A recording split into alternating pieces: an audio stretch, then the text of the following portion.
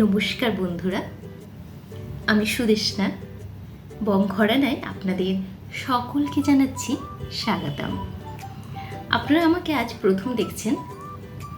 আমি এই চ্যানেলে অনেক ভিডিও আপলোড করেছি, বেশ কিছুদিন আমি আপলোড করতে পারিনি, কারণ আমার কিছু টেকনিক্যাল প্রবলেম ছিল, ব্রডব্যান্ডের প্রবলেম, তাই আমি আপলোড করতে পারিনি। তো আমার সব প্রবলেম সলভ হয়ে গেছে।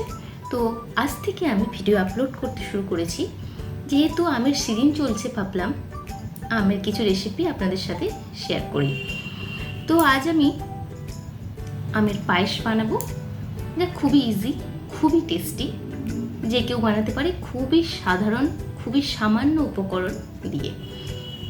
তো বেশি আর কথা বাড়াবো না, তো চলুন রেসিপিটি শুরু করি। প্রথমে আমি একটা কড়াই বসিয়ে গ্যাস জ্বালিয়ে দিয়েছি। হাফ টিস্পুন দিয়েছি ঘি মেল্ট হয়ে গেছে। তারপর আমি দিয়ে দিচ্ছি 50 গ্রাম গোবিন্দভোগ চাল, ভালো করে ধুয়ে জল ঝরিয়ে নিয়েছিলাম। তারপর একবারে লো ফ্লেমে আমি চালটা খুবই কম সময়ের জন্য ভেজে নিচ্ছি। বেশি ভাজার দরকার নেই, খুবই সামান্য ভাজলেই হবে। তো আমি বেশি ভাজবো না, খুবই কম সময় ভাজবো।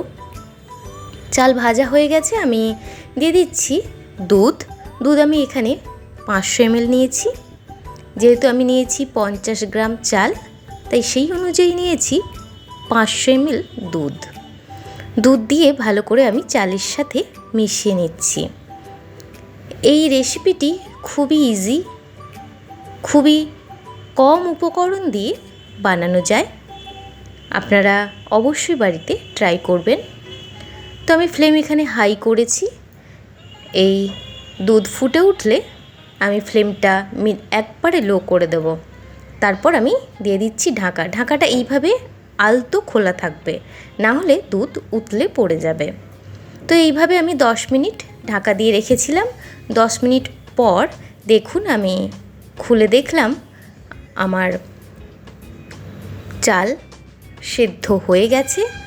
দুধ একবারে দেখুন অনেক মরে গেছে।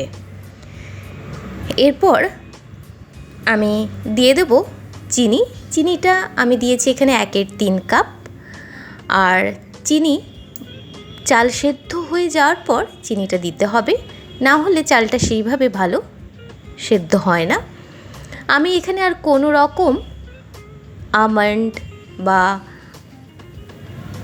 কার্ডামম, এলাচ যেটা বলে, কিছুই দেব না। আমি এখানে শুধু দেব আম। আমি এখানে হিমসাগর আম নিয়েছি, একটা আম নিয়েছি, গ্রাইন্ডারে এইভাবে আমি পেস্ট করে নিয়েছি। আমি শুধু একটা আম নিয়েছি।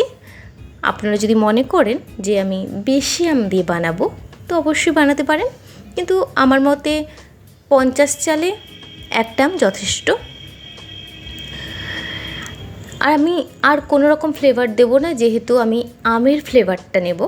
আমের ফ্লেভারটা আমার দরকার, আমার এই রকমই ভালো লাগে এই আমের পায়েসে।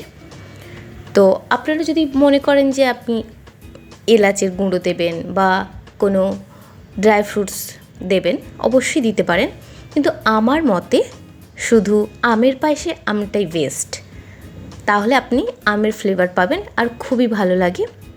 চিনিটা আপনারা আপনাদের পছন্দ অনুযায়ী দেবেন, যে যেমন খান।